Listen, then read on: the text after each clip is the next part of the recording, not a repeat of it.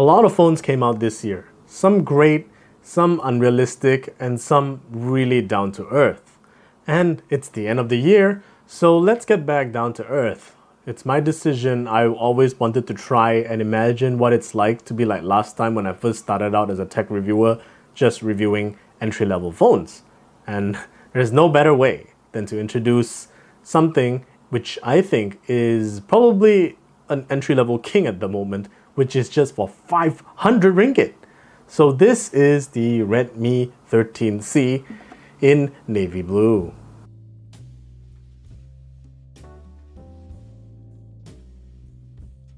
Welcome back to the channel. I'm Zen, and today this has been the phone that I've been using for 2 weeks straight just to see if I can, still remember my roots. I was initially thinking whether I could survive this, whether I could tolerate this, because specs are all the way down there and everything is just back to basics. And I was actually quite surprised that what I thought was a very basic phone turned out to be something that was highly usable, and it did not disrupt like my workflow too much. This is the Redmi 13C, an entry-level device that's just 499 ringgit by Redmi. This has a pretty decently tall 6.74-inch LCD screen which goes up to 90 Hz, and it's not just your basic LCD screen. It even includes something among the likes of local DC dimming, which really helps with reducing your eye strain when you are facing that screen for a long time, especially in the dark. As for your main specs, it's using a Helio G85 chipset, which is not too bad. It's a little dated, but I know that even 700, 800 ringgit phones have this chipset till today. It only comes in one variant, which is 6 gigs of RAM and 128 gigs of storage, which you can expand using a micro SD card. You can even use some of the internal storage for RAM expansion. It really can make a little difference in your multitasking, so I guess you can leave RAM expansion on this time. The camera setup is not too bad either. It's a triple camera setup focusing on just one main sensor, which is a 50 megapixel AI assisted sensor, followed by a 2 megapixel macro and a depth sensor that helps with portraits. And up in front is an 8 megapixel selfie shooter, which will take all your selfies. And in the rest of the package, charging that 5000 milliamp battery up is an included 10-watt charger, which is pretty basic. This will take up to 2 hours to charge together with the cable, and it actually supports up to 18 watts of charging, which will reduce that charging time to about an hour, 30 minutes-ish. Good thing I have another Xiaomi phone with an 18-watt charger to test that out. Let's backtrack to the camera system real quick. That 50 megapixel AI assisted sensor is actually pretty good. It actually shoots relatively sharp photos with some good detail and colors, and of course you can see that limitation because at this price point you can't really expect that much, but look at these pictures, it's actually pretty good. And there's even an included 2x zoom in the camera app so that you can take 2x snaps right out the bat, and it's a digital crop. It's not a dedicated physical lens that will do that for you, and so far the results are still pretty okay. Selfies are not bad too. It's very serviceable. You can see that under good lighting, you can see that my face was captured relatively well, and the details are pretty nice and sharp, and the colors are just okay. If you intend to use this phone to snap some photos, I can straight away tell you that it's actually okay. It may not be the best option, but again, we are focusing on value crunching, and that is what the 13C is killing it in, with a 500 ringgit price tag, and with this kind of photo results. I don't care whether there's so much work that's being done in post-processing, it's actually doing a pretty good job.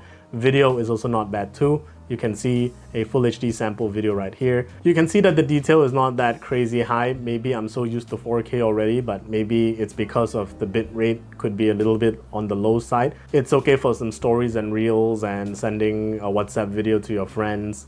It already looks just okay. And what I really like here is that the video part, it has a 2x zoom that is a slow slider style approach. So that means you can slowly make a zoom, which is very seamless into your target area, and it doesn't look like it's popping between lenses. It was just really smooth. It is a feature that I actually saw when I was using my Xiaomi 13 Ultra, which was pretty much hands down for me the best camera and video phone system for 2023. If you're curious about how the Redmi 13C performs in gaming, it's actually not too shabby because a G85 combined with a 720p screen, it's actually a pretty good combo. You can get about 30 FPS on Genshin Impact on low to medium settings, and when you want to play something like a random online, offline 2D, 3D game from the Play Store, just like this game that I'm playing called